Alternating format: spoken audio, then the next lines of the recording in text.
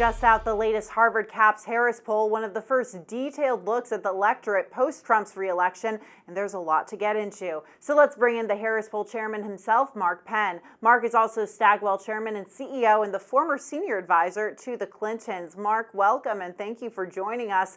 Want to get into this new poll? It takes a deep dive into what influenced voters when they cast their ballots. 80% said they decided their vote based on the candidate's position on issues, while 20% said the candidate's personal qualities were the deciding factor. Trump's taken a lot of criticism for his attacks, but Harris made much of her campaign about Trump's character. Do you think that was one of the reasons why Harris ultimately lost? Oh, I think it was the main reason that Harris lost. I think that the Harris campaign made a strategic decision that, those messy issue things might divide their coalition of voters. They might have to say no to the left flank and yes to the middle flank. And so they said, let's not do that stuff. Let's emphasize that she has the right temperament, that it's really a party. Let's go ahead and elect her and return us to someone with that kind of great temperament and relaxation and joy and love. And the voters said, no, it's about food, fuel, mortgage rates. It's about how we live that life, and they wanted more substance and issues.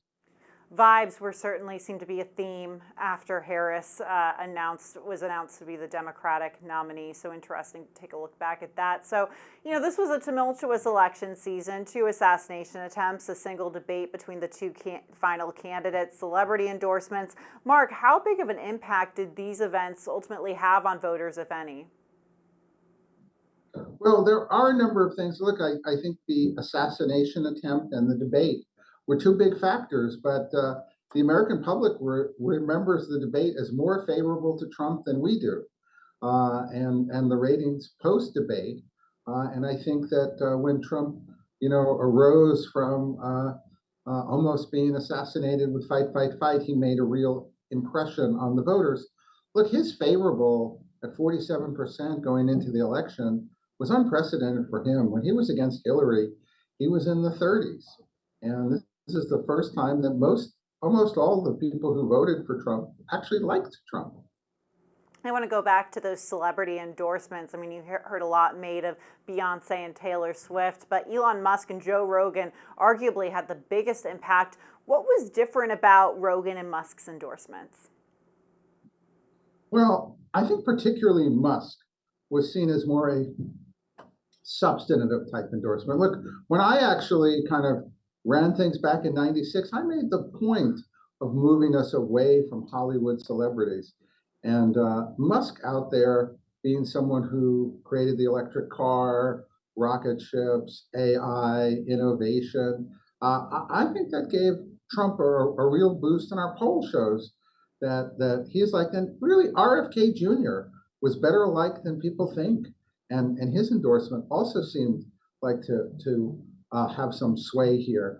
Whereas the celebrities, people like celebrities, they want to show up for a concert, but they know that those celebrities don't live the kind of lives that they live and don't know much about policy or innovation or creating a business. And so consequently, they seem to discount those endorsements tremendously, as you can see in our poll. Yeah, now Musk and RFK Jr. slated to have pretty big roles in the Trump administration, at least if RFK Jr. in particular is confirmed. So I want to move on. More Democrats and independents say the country is on the wrong track following Trump's re-election. According to your poll, what are voters' biggest concerns heading into the new administration?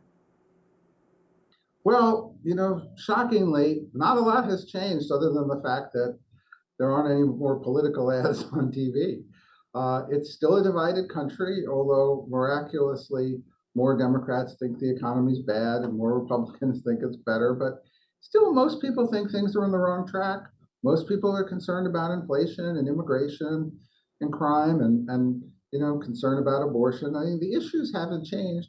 54% are saying Trump is doing a good job so far as president-elect, which is not a bad number for him, meaning he's picking up some people who didn't vote for him. But I think that they're looking to see whether Trump is going to solve these problems, because the divisions of our society and the problems people face, they are exactly as they were before this election. So I want to take a glass half full approach now. What are voters' biggest hopes going forward? Well, I think their biggest hope is he's going to do something about the cost of living. I think Trump made some promises there about gasoline and fuel prices, and I think I think this was an election about the working and middle classes. It was an election about the border, and it was an election about, in particular, inflation. And so I don't think he's going to do anything about inflation. I think he's got to look at what he can do to bring down gas prices. And if he can do that, that will be seen as keeping a promise. And I think if he closes the border more effectively and starts to deal with what he sees as the immigration problem and moves legislation through, I think the voters are going to want to see him tackling these big issues. Looking towards the confirmation process in his cabinet picks, one of the more controversial appointments the former president or president-elect has made is Matt Gaetz to Attorney General. But people, according to polling, don't really seem to like Matt Gaetz. 13% more people say they view the congressman unfavorably than favorably, and a little more than a third of respondents said they oppose the appointment. There's been little enthusiasm for the appointment from his former colleagues in Congress. So do you think Gaetz will ultimately get through the confirmation process? Well, I think in contrast, like they like RFK Jr., or they don't really know much about Tulsi Gabbard. I think Gaetz has pretty negative ratings, and there's that ethics report that he clearly resigned from Congress the day before in the hopes that he could squash that report in that process. And I wouldn't put his chances of confirmation more than a third. I don't think they're nil. I think they're about a third.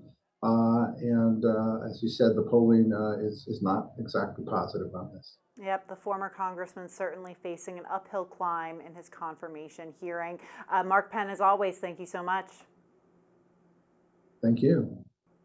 Damage and loss from car break-ins is pretty standard, but bears caught on camera breaking into luxury cars, well, that had some California insurance agencies scratching their heads. The investigation, dubbed Operation Bear Claw, resulted in 4 Los Angeles residents being arrested and accused of defrauding 3 insurance companies out of more than $140,000. KTLA's Chip Yost has all of the unbearable details.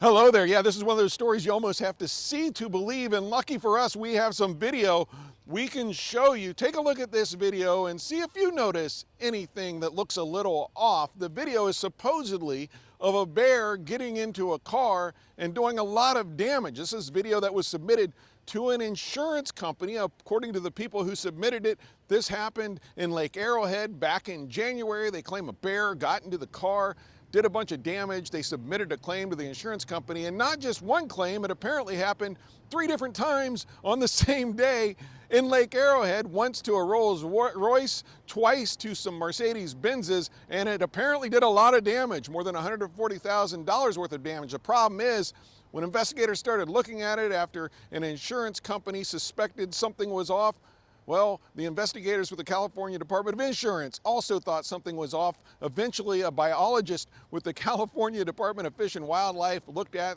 it and gave them an opinion that that was no bear, that was a human. And take a look at this. This is what investigators found when they executed a search warrant at one of the suspects' home, a bear costume that investigators believe these guys were using to pretend a bear destroyed their car, or at least did some damage to their car that they claimed to the insurance company. Well, now 4 guys are under arrest for this case. Let's show you some pictures of 3 of the 4 guys under arrest. 3 of them are from Glendale, 1 from Valley Village, accused of trying to defraud 3 different insurance companies out of more than $140,000. The case has now been handed to the San Bernardino County District Attorney's Office here. They are reviewing the case to determine what charges may apply. In San Bernardino, I'm Chip Yost, KTLA 5 News.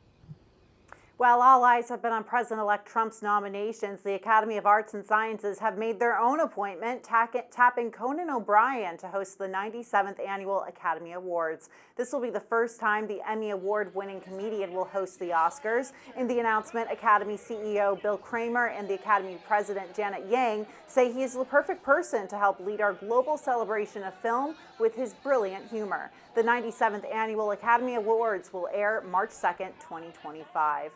And that's it for today's Daily Debrief. I'm Julia Manchester. Be sure to like, share, and subscribe to the Hill's YouTube channel. And come back here soon for the intersection between politics and policy.